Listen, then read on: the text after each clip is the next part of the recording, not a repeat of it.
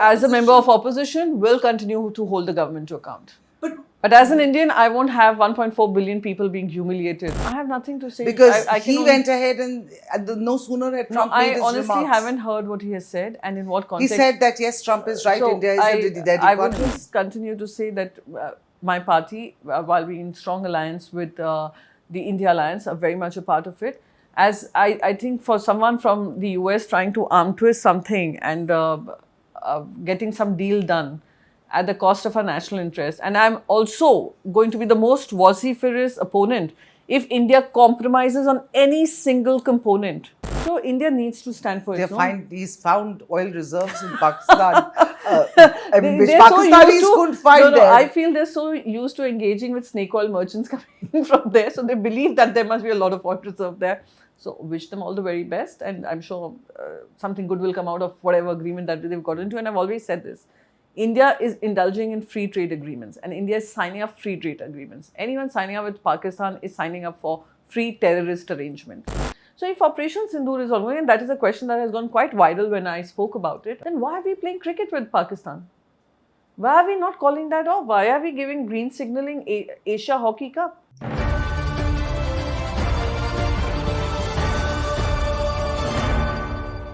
Hi, you're watching the Times of India. I'm Aditi Prasad, and with me is Priyanka Chaturvedi, Member of Parliament.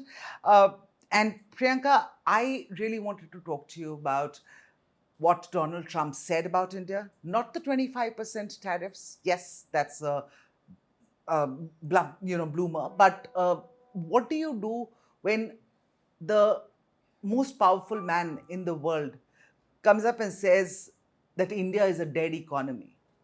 No, so firstly, when he spoke about the tariffs, the 25% tariffs, I wanted to ask the Commerce Minister of India that he has been a Bayan Bahadur for several days, right? He's been Right. speaking about getting a trade deal done. And suddenly we had this 25% tariff plus penalty cost for engaging with Russia. I had a problem with that. We are a sovereign nation. We can have our relations with various countries. They may have a problem with, US may not have great relations with Russia, but that does not dictate how we should function. We are strategic allies.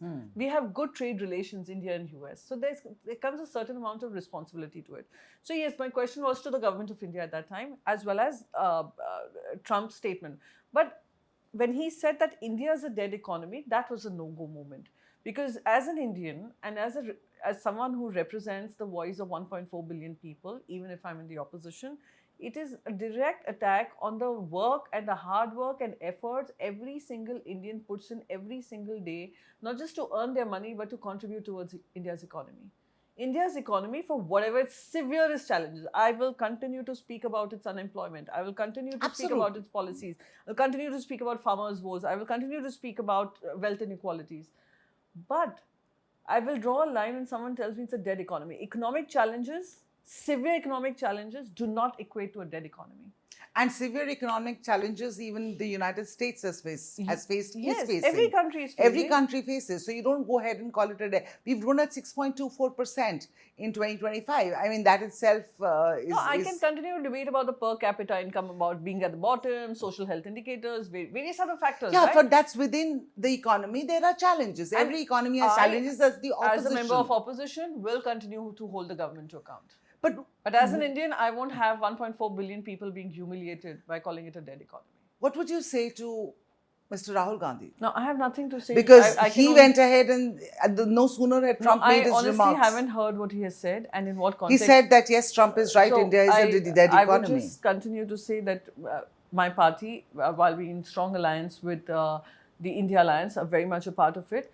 As I think for someone from the US trying to arm twist something and getting some deal done at the cost of our national interest, and I'm also going to be the most vociferous opponent if India compromises on any single component in this trade deal, if it happens, if it goes through. If India's interests are compromised at any given point in time, I'll be the most vociferous opponent. But someone else telling us how to behave or what to do or whether my country's economy is dead, that is something which is a no-go. You said Trump's statements like this and this kind of arm twisting which he's doing because he's not getting the right kind of trade deal which he wants from India. You said that his comments are coming from either a place of arrogance or ignorance. Would you say it's the same for Rahul Gandhi? I wouldn't want to equate X, Y. It started with Mr. Trump.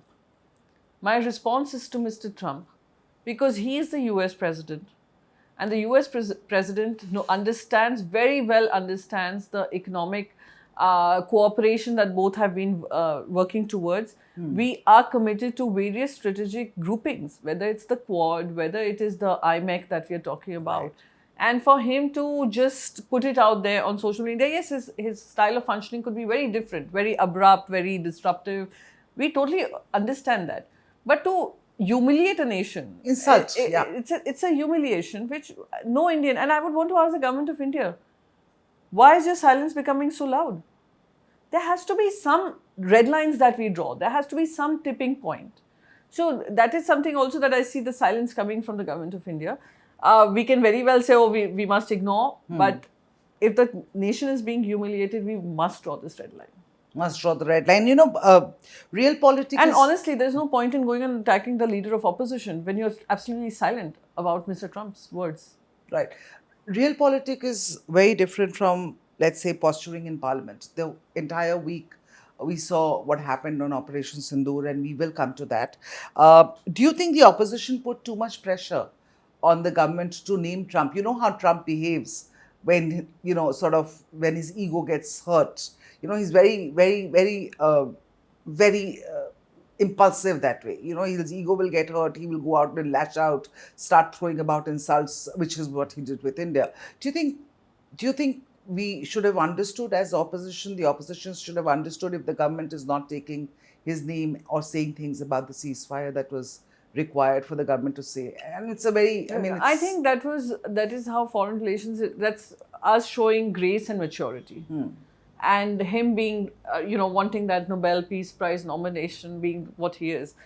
So there's a style of functioning that Mr. Trump, we are all accustomed to. However, we felt that, listen, let's also not forget when he was taking the oath as for his second term, we, as Indian media, we were talking about the great chemistry that Prime Minister Modi ji has been enjoying with Trump, and Indians across the media were celebrating his return to the White House and thought that this is going to work in a great way for India. India also, if you look at our foreign policy, was aligning itself a lot with whatever worked in the interests of America. So we did have questions, and I will continue to have those questions.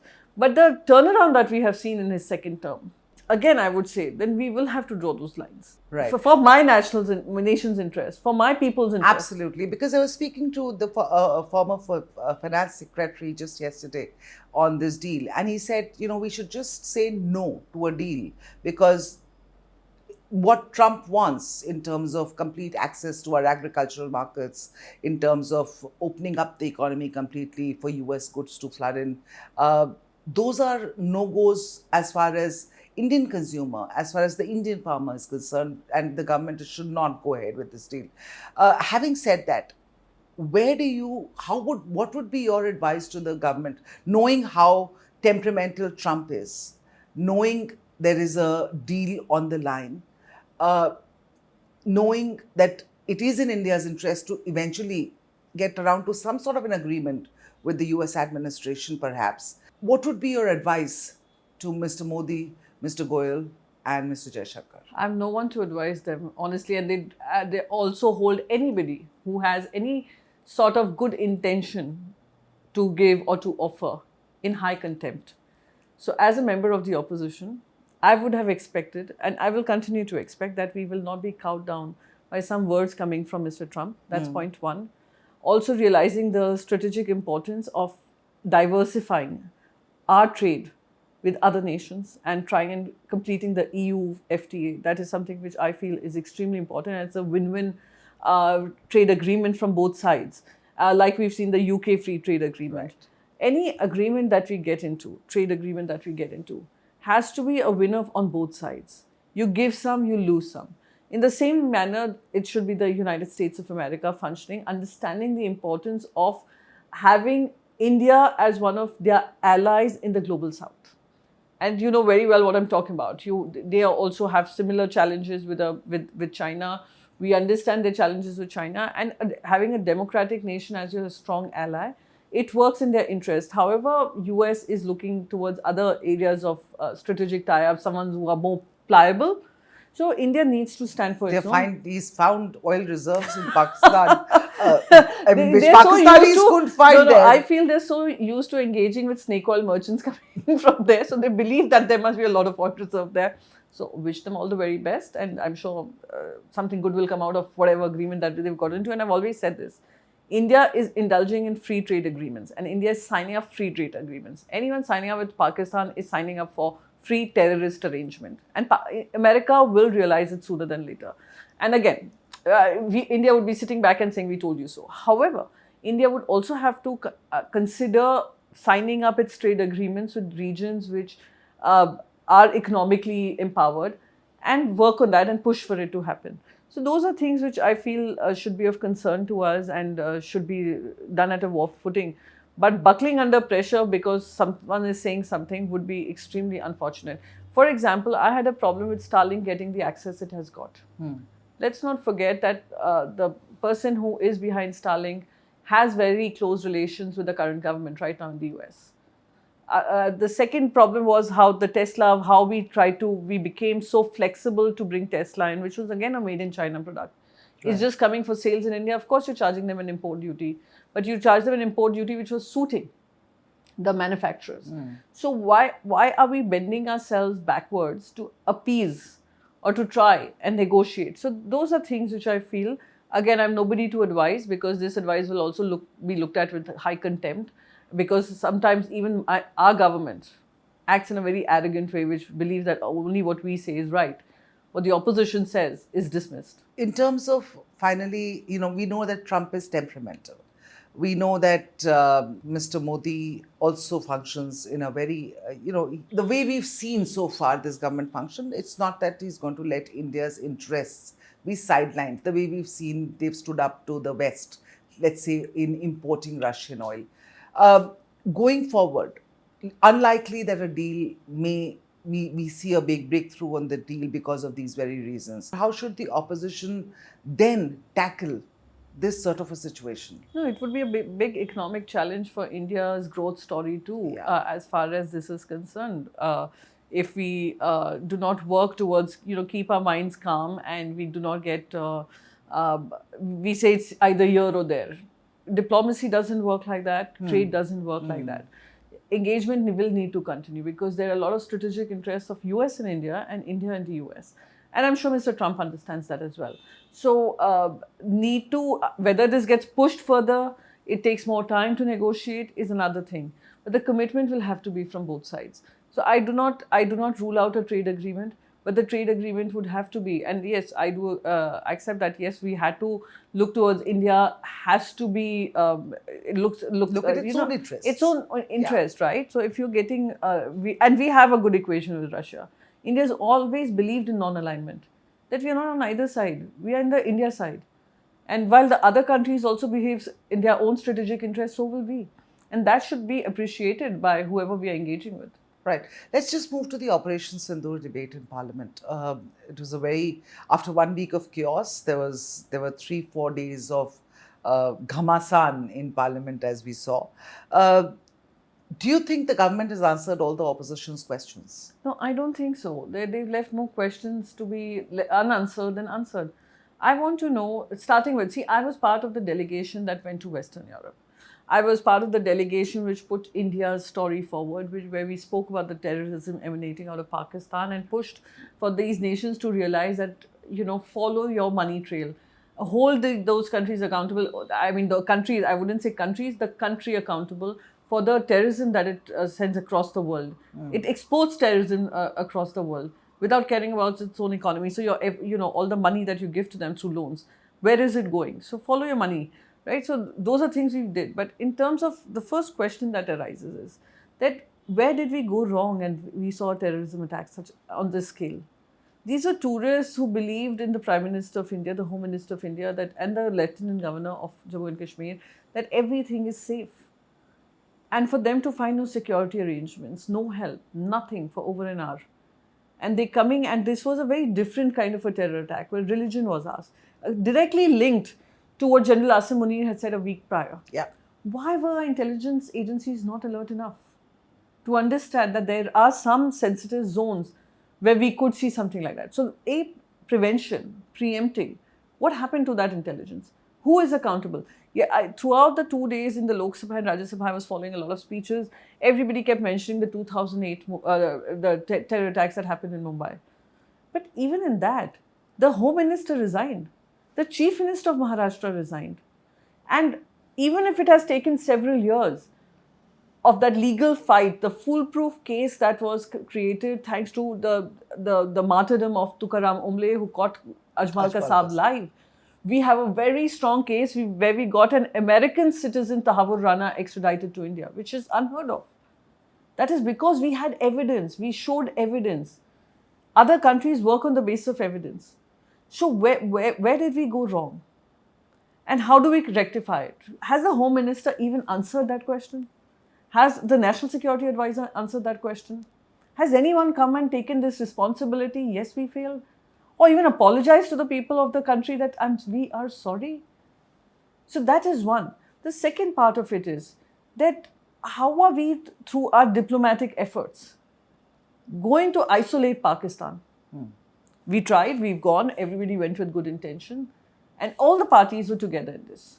Now, the third most important part would be in terms of our readiness, in terms of our defense preparedness. We saw how openly China was supporting Pakistan, how Turkey also chipped in, and they were making statements which were in a way provocative about India, though China did not do that. China did not do that, yeah. Turkey did. So how are we going to be henceforth tackling all of that? So those were things which we were hoping we would get answers for, but what we got was Pandit Jawaharlal Nehru, what we got was 1971, what we got was earlier history. You know, probably it started off on a wrong note, because it started off with questions about asking, there was Mr. Chidambaram's interview where we raised the question of whether or not these were Pakistanis in the first place. Why, and I'm not saying you, but there are many in the opposition who played directly into Pakistan's narrative, into their hands. Their faces are plastered on Pakistani news media. Do you think that was not the right move by the opposition? If you're saying that the opposition is united with the government as far as India is concerned, as far as Indian interests are concerned? No, I see. When I was told that there is a context to which Mr. Chidambaram spoke about it, it was a 40-minute interview. Some part of it was removed and it created a controversy. However, even these homegrown terrorists get active support from Pakistan.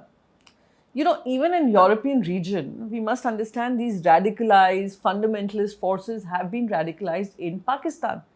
Osama bin Laden was found in Pakistan. Al-Qaeda, which has carried out terror operations right from UK to the entire region of Europe, has come from Pakistan. So the hub is Pakistan. So even if there are so-called homegrown terrorists, their links go back to Pakistan. We must be very clear about that fact. So there is no evidence that we need, and I have said this in very categorically, there is no evidence India needs with regards to Pakistan. And the world does not need these evidences, because these are the camps that we hit, were the terror camps designated by United Nations. Right. The 44 terrorists linked by called terrorists and identified as terrorists, reside in Pakistan, India doesn't say it, United Nations is saying that. Right. The resistance front came forward and accepted that they had done this. Who pressurized them to take it back? We all understand who it is. The same people who went to the United Nations Security Council and ensured that the statement coming out of United Nations Security Council did not mention the TRF. And they considered the Pakistan celebrated it as their victory. But we don't see the opposition in Pakistan coming out in this way and questioning their government. It's when it concerns India and a thing like this. Now, Pakistan perpetrated this act of terror. They got a beating from India militarily, and there were public funerals in Pakistan, and yet in the narrative war, the social media, not just social media, even across the world, and even let's say Asim Munir is going to the White House with Trump not even batting an eyelid and calling him, probably responsible for the terror that is emanated in Kashmir. Their opposition did not speak out at all. Our opposition was plastered all over Pakistan. And I'm sorry, I'm having to ask this question because this is something that has really perplexed me. Why don't we stand as one when it's about India? So first, let me tell you one thing. India is a living and thriving democracy where an election takes place and people choose us to be in the opposition, choose the Bharatiya Janata Party and its allies to be in power. We are a democracy which can speak when we have to speak in the interest of the nation. Yes, I went global to tell the world that we are facing terrorism. But in India, I will hold my government to account because my country comes above the government of India.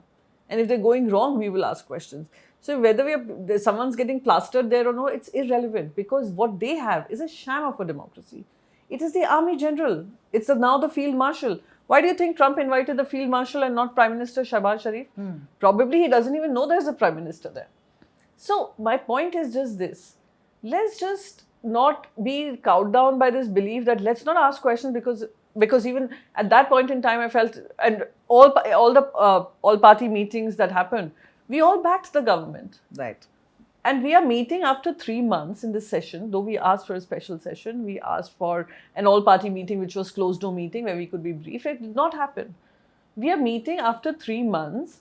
And after 3 months, I think it's a very legitimate ask in the minds of even 1.4 billion people that what are the measures that have been taken? Of course, Operation Sindoor, and we've gone and told about it to the world.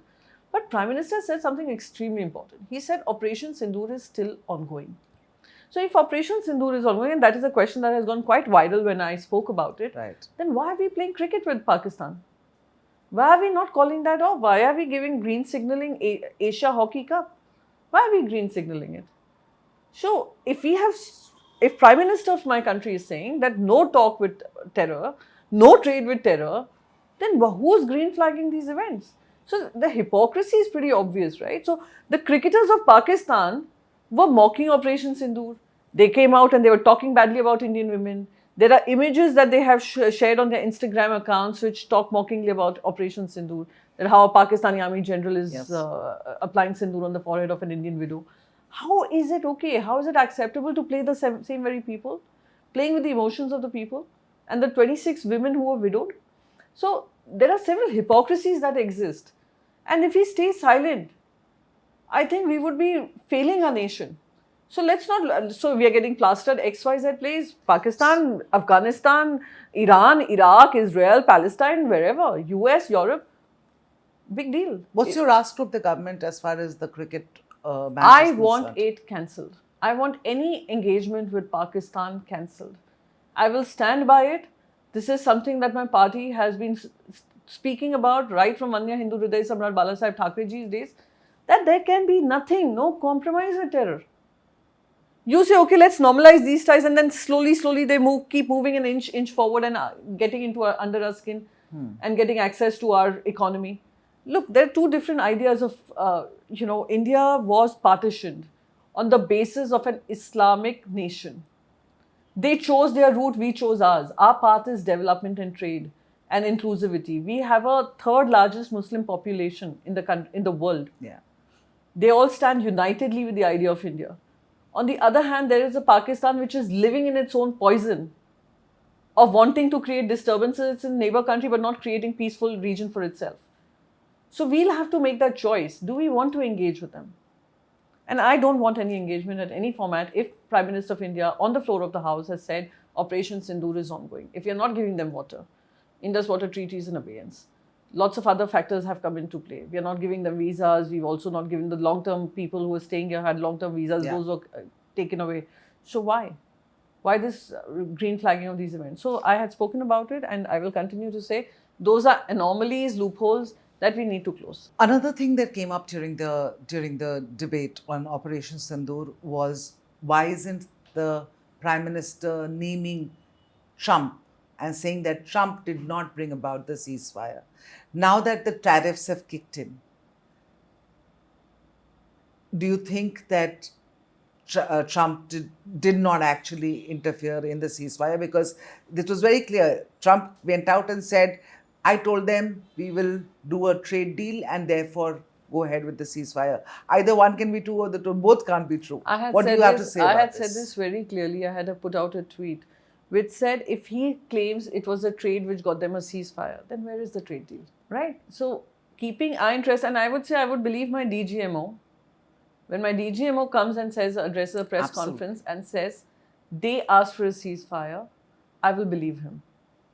I will believe my nation and my national interest first. I will not believe someone who is looking to win a Nobel Peace Prize to be telling us what we should be doing. So naming and talking, it shows maturity on our part, that we are not giving into the tantrumy statements coming from him. But at the same time, like I had mentioned earlier too, drawing a red line. An official statement from MEA has come out that there was no engagement.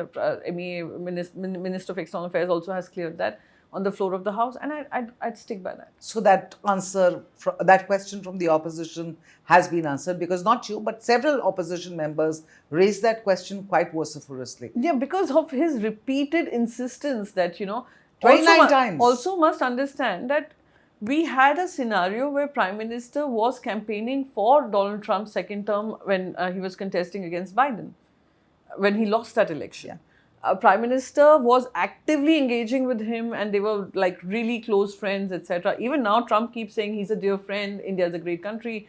However, they have high tariffs and I will, so those are things where there was a larger expectation that US But would. Trump has not spared even his closest trading partners or G7 nations or NATO allies. I hardly think that he would do anything similar No, for India. but we will not look at when Europe deals with, Mark Rutte called him their daddy. Yeah, exactly. Right? So I will not look at what they are saying and who's saying.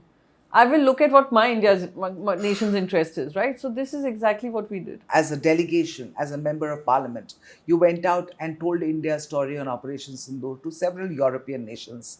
But while you were doing that, and many of your colleagues from the opposition also and from the government, but many of the opposition parties did not really like it. They went and said quite a few things behind your back when you were actually out there campaigning for India, talking about India, and talking about Operation Sindoor. How did that make your job very difficult? No, not really. My party leadership was very clear that I'm going to keep India's front forward. At an all-party meeting, all the political parties had stood by the government of India and whatever decision they took.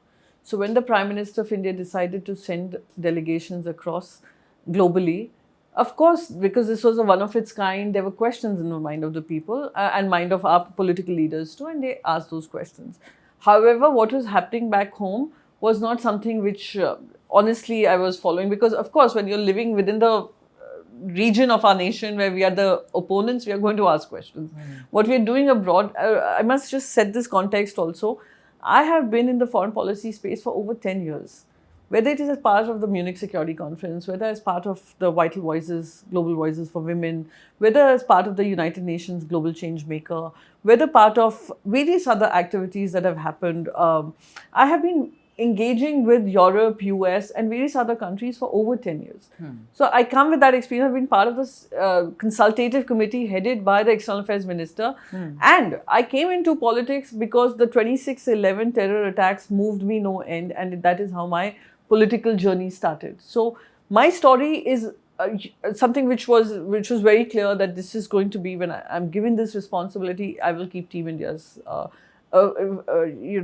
narrative forward and bust all the myths that were coming through social media platforms, etc., which we did. And I honestly wasn't focusing on what was happening back home, because in India we will do our, we will ask the tough questions. One follow-up question on that. You said that we, all the delegations went out, we put our best foot forward, we were able to convince. But then there are many opposition members, some your own allies, who are questioning India's foreign policy narrative after Operation Sindoor. I know it's difficult to answer these questions, but they're there in the minds of the people, the 1.4 billion people that you talk about, because you hear different voices coming out from opposition who are part of the same alliance, the India Alliance. But all these India Alliance MPs were part of the delegation that went abroad.